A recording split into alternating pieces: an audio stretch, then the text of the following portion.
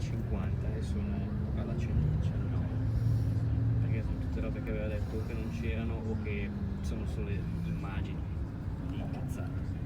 Ma passerà abbastanza veloce, onestamente gli argomenti li ho visti velocemente adesso, sono normali, sì, non sono tantissimi, finora. Dopo mi passi tu. Tu lavora.